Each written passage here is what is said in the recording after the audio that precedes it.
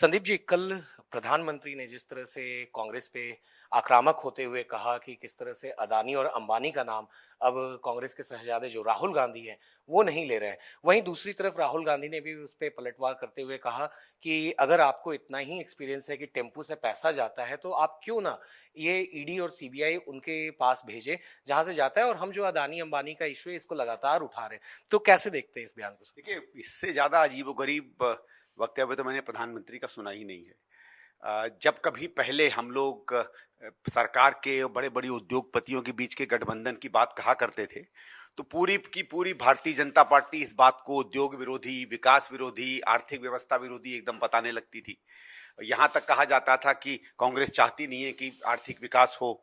उस सब चीज से पलट के आज जब प्रधानमंत्री को हताशा दिख रही है और जो हम लोग आरोप लगा रहे हैं कि कुछ पूंजीपतियों के साथ ही केवल प्रधानमंत्री खड़े हुए हैं, शायद प्रधानमंत्री को ये लग रहा है कि ये बात लोगों के दिलों में चली गई है।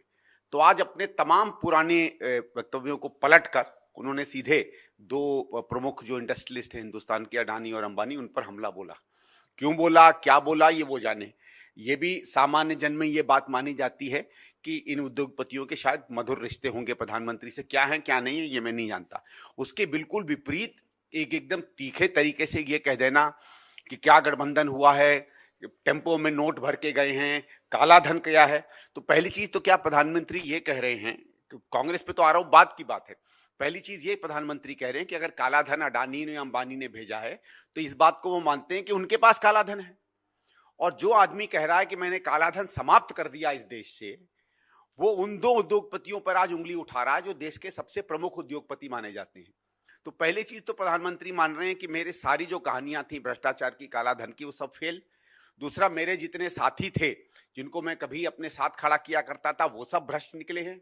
तीसरी ये बात है कि जिन उद्योगपतियों को हम समझते थे कि भारतीय जनता पार्टी के साथ खड़े हैं, कांग्रेस के खिलाफ हैं, वो आज कांग्रेस की तरफ देख रहे हैं। तो एक तो प्रधानमंत्री इस बात को मान गए कि बीजेपी चुनाव हार रही है और कांग्रेस जीत रही है और हताशा से इस बात को कह रहे हैं।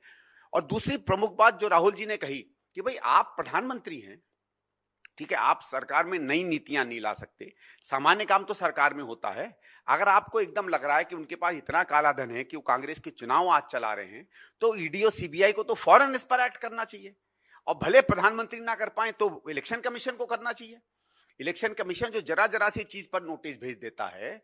हमारे प्रधानमंत्री ने इतना बड़ा वक्तव्य दिया है कि टेम्पो में कांग्रेस में पैसे भर के आ रहे हैं, तो सीधे सीधे एक्टिविटी करनी चाहिए थी ना। लेकिन जो ये चुनौती राहुल जी ने दी है वो इसलिए दी है क्योंकि कांग्रेस का दामन जो है पाक साफ है। एक क्या आप हम पर 100 इंक्वायरियां कर लीजिए, 100 रेड कर लीजिए, आपको 2 रुपए भी गलत कांग्रेस पार्टी में कहीं नहीं मिलेंगे। ये हमारा विश्वास है, हमारी एक अपनी नैतिकता पर, अपने ऑनेस्ट होने पर एक कॉन्फिडेंस है हमारा, और वो राहुल जी ने कल दिखाया।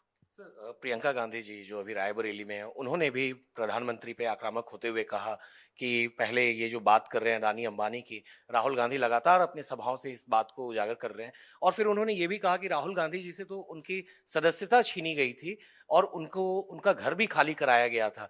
तो प्रियंका गांधी के इस बयान को आप कैसे देखते हैं? देखिए, ये उसी कड़ी में है जिस राहुल गांधी पर आप बार बार इस बात पर हमला कर रहे थे कि वो 2 बड़े उद्योगपतियों पर सवाल खड़े कर रहे हैं। और राहुल जी का कोई, जहां तक मैंने देखा, ये बात व्यक्तिगत नहीं थी। देखिए, हम भी जब छोटे थे और जब बात आती थी पूंजीपतियों की या पूंजीवाद के समर्थन में सरकार को खड़े होने की या कानून को पूंजीवाद का समर्थन करने की, तो हम कहते थे टाटा बिरला। इसका ये मतलब नहीं था कि कोई टाटा है या बिरला है। कुछ नाम जो है एक व्यवस्था, एक तरीके के सांकेतिक हो जाती हैं। तो अडानी अंबानी उस संकेत की तरफ जाते थे कि पूंजीवाद के साथ, या जिसको कहा जाता है न्यू लिबरलिज्म, या जिसको कहा जाता है बिल्कुल एक देश की हित को अलग रखकर पूंजीपति के साथ खड़े होने की नीतियां बनाने की जो प्रक्रिया है, उसका ये एक संकेत था या एक सिंबल था। तो बार बार, जैसे प्रियंका जी ने भी कहा, राहुल जी ने भी कहा, कांग्रेस भी बार बार कह रही है, हम उस गलत नीतियों की तरफ संकेत करते थे। आज प्रधानमंत्री ने तो एक कदम आगे चलकर एक ऐसी दुनिया में पहुंच गए हैं, वो ये कह रहे हैं कि ये अडानी और अंबानी जो आज, और चीज तो छोड़िए, आज डिफेंस में भी जिनका हस्तक्षेप है। भाई आप देखिए, पहली बार हिंदुस्तान ने डिफेंस इंडस्ट्री या रक्षा मंत्रालय के जितने उद्योग होते हैं उनको भी आज आपने प्राइवेट सेक्टर के हवाले कर दिया, और उसमें अडानी और अंबानी दोनों की कंपनियां अग्रणी हैं।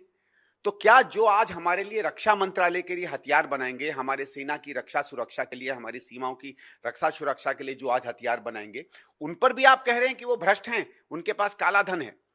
तो मोदी जी तो अपने इस वक्तव्य से अपनी पूरी की पूरी आर्थिक जो नीतियां जो हैं उस पर सवाल खड़ा कर दे रहे हैं। अर्थशास्त्री क्या कहते हैं, कांग्रेस क्या कहती है, बड़े बड़े लोग क्या कहते हैं, वो छोड़ दीजिए।